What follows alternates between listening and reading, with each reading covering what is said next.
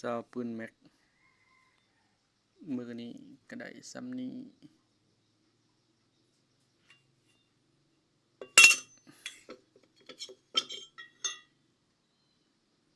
น้อยหนึ่ง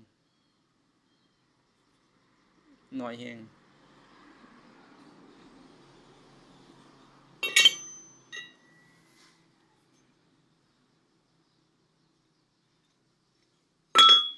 มีของใหญ่มาเห็ดบาทนี่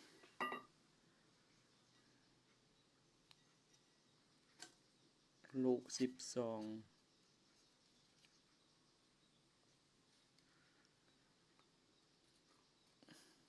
ตัวนี้ก็สิเฮ็ดใส่เองสิซื้อกระสอบทองเหลืองมายัดยิงเองยิงไก่ยิงกระหอกยิงหมู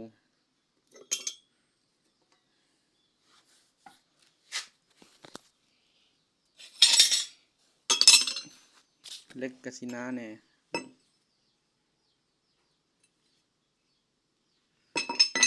ตัวนี้สิเป็นของใหญ่ตัวนี้เฮ็ดใส่เองคือกันเด้อยังบ่ทันเฮ็ดให้ไผ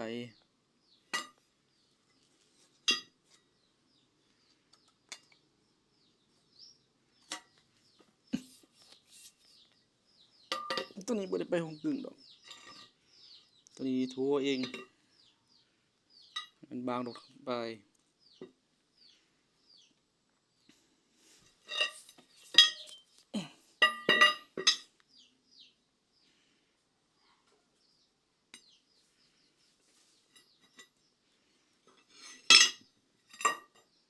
ลูกซองหักลำคัดปอก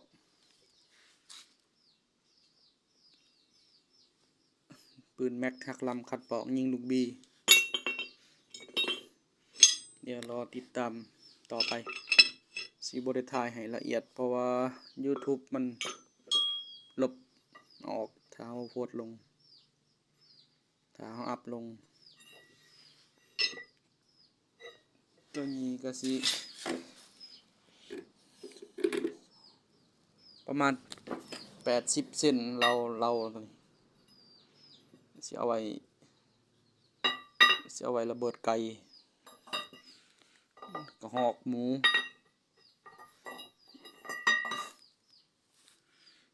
นะถ้าติดตามเด้อ FC เด้อกดติดตามกดแชร์ให้แน่หรือว่าแนะนำหมู่ให้แน่2